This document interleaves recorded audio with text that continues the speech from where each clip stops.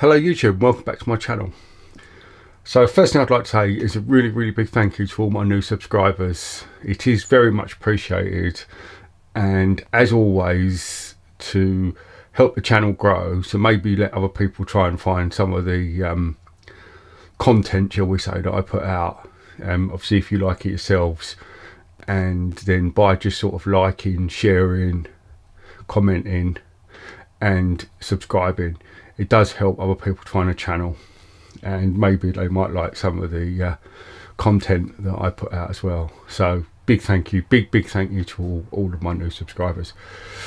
So I suppose for those new subscribers that perhaps aren't overly aware of what I do, my layout is P4, so that makes it slightly different. That the actual track gauge to P4 is 18.83 as opposed to 00, which is 16.5. And the EM gauge is 18.2, I do believe. So that leaves me with a slight problem in that everything I get, I need to change the wheels on. Now, again, for all you new subscribers, I don't want to sort of give it that because I model P4 that I'm some sort of elitist, and you know that anyone that isn't modelling P4 isn't doing it correctly.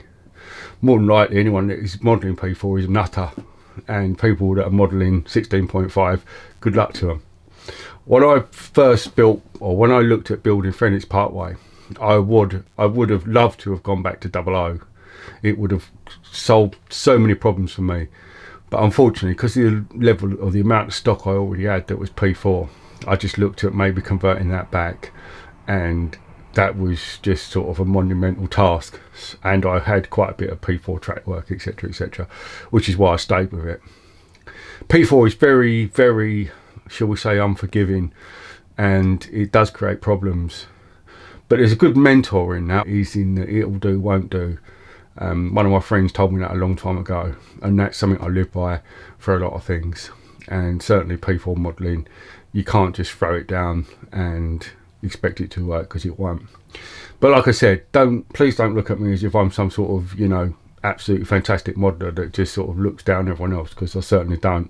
There are some really good modelers out there, far better than me, and they model 00, and like I said, there's nothing wrong with that at all. It's just the fact that I went down a P4 road a long time ago, and sort of like I'm sort of stuck in that rut now. And that's where we're at with that. I managed to secure myself a set of these coaches, rather rare. I think there was only 450 or 400 sets of these produced by Accurascale.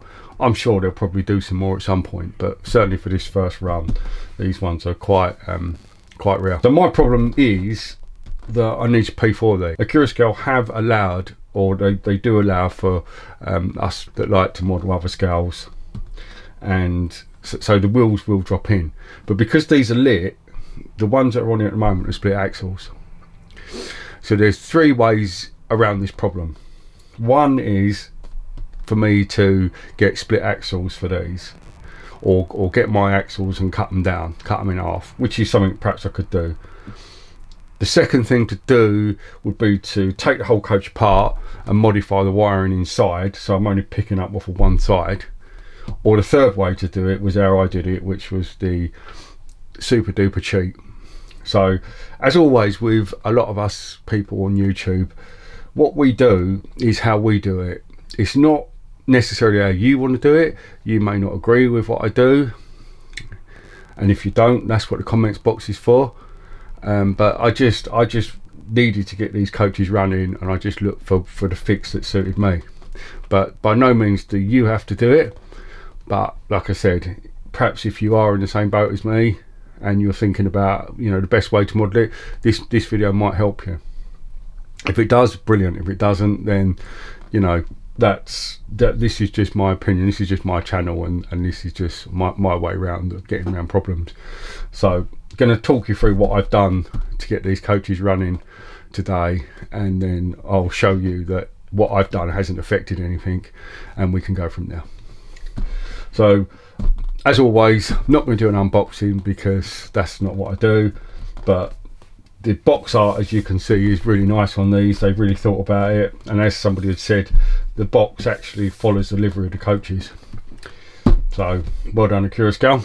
So with the box open, it does come with, as a lot of manufacturers are doing now, you're getting like a booklet to sort of a bit of history on it, and a bit about the coach. Also comes, I appreciate this is zoomed in a bit, but it comes with like the blown up picture, if you like, with everything. So yeah, a lot of information there. So this is the coach. These, I do believe, were used as brake force runners. So effectively what that means is that these weren't actually serving a purpose as such. They were just there for additional braking within the train. And I'm guessing that that would be weather conditions and speed of the train, etc, etc, as to how many of these they might have needed. I suppose if it was a slow speed test, and they could probably get away with like one locomotive or one coach, as where if they were running fast and they needed additional braking, or maybe during the winter when the rail conditions weren't quite as good, then they would have added these in purely for braking. So I don't even know whether or not people would have gone in them. So I would assume that these coaches were probably a little bit unloved. They would just say just there just to add additional brake force to the train as opposed to anything else. Now Accurascale have done lighting inside these coaches, as they have with all their Mark II coaches. Not really something that I'm not really fussed either way about the lighting. I must admit, you know, you look at something like Everard Junction when he does a night shot and the train comes by all lit up, it does look really good. But me personally, I'm not over fussed if it works or not. But I suppose we've got the facility in this coach, it's all built in, it's all ready to rock. You've got your capacitors as well for your anti-flicker, which is brilliant. So it seems a shame not to try and use it. So this leads me on to what I need to do now to make it work for me personally. So what I need to do is take the bogie off.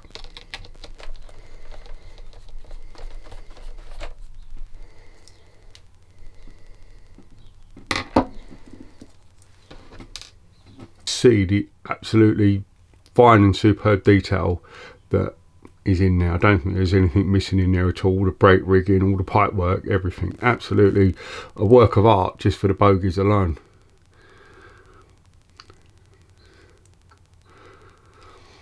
So next thing that I needed to do, or the next problem that I had is, like I said, I had three options. One, I could take the coach apart and change the wiring inside here, because what I need to do is just pick up on half of the wheel sets on both sides.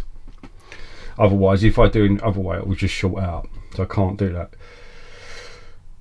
So I don't really want to risk taking this coach apart and then start changing the wiring inside. The second option was to just get my standard axle and just cut it in half, and then put it back together, but that didn't really appeal to me either. So I went for the third option.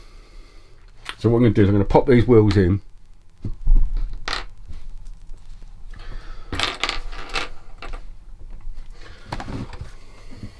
These are the original branch line wheels. So you've got one side which is insulated and you've got one side which is solid.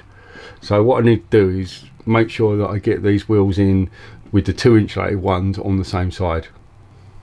Otherwise it's going to be in trouble as well. Okay, so I've now fitted my P4 wheels into this. I have got to do a slight adjustment on the brake rigging just to move them over a little bit, but I'll pick that up later. As always, this is more just an experiment to see how this is going to work.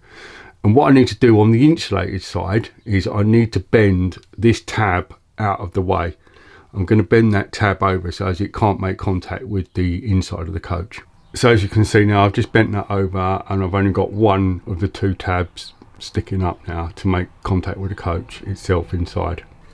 So what I've done is I've done the opposite of this end on this end, if that makes any sense. So this side, these two do the picking up. This side, those two do the picking up. And by me bending both of those tabs there and there, then there's no chance for short circuit. Because if these tabs were left, all that would happen is the current would go through this axle and then it would short out. So you have to bend these two tabs. But in all honesty, that doesn't make any difference to the ride of the bogie. They don't rely on those connections for the ride. Because of the capacitor that's fitted by Accurascale, they will still take a charge and work perfectly fine. So the fact that this modification's been done, it won't affect the coach in any way, shape or form. But at least by bending that tab over, should this ever go back to 00 and somebody want to reinstate it, then the tab can just be straightened up and then it's back to how it was originally. But for my purposes, like I said, I had 3 options. 1 was to cut the axles, 2 was to actually take the coach apart and physically rewire it, and 3 was the quick fix with just bending the tab. So me being a lazy modeler, went for the quick fix. But what we do is we go down the railway room and I'll show you it all working, and we'll sort of show you that there's no issues with it.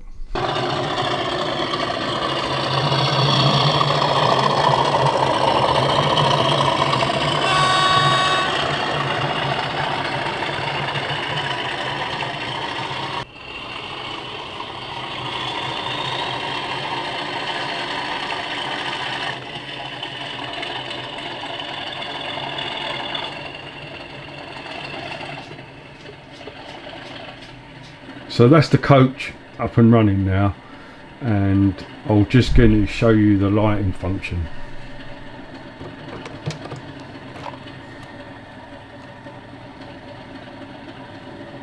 I mean, to be fair, what's that? That's been a good 30 seconds and they're still on. And they charge off the track really quickly. So the modification I've made in no way impairs anything to do with these lights. They're absolutely superb. Must be getting on for a good 45 seconds now, and they're still on bright. So it works perfectly fine by just dropping that. You don't necessarily need to pick up off both sides. My arm's getting tired, it's been that long. I'm just going to stop it and come back to you once it's discharged. Well, it's been a good 2.5 minutes and I'm not totally sure they're even completely off now. So as I said, this modification doesn't affect the performance of the lights in any way, shape or form. I'm just going to stick them back on the track. Obviously you've got to put both ends on. That's been on the track for what, a few seconds, and as you can see they're completely recharged now. So yeah, it works perfectly fine.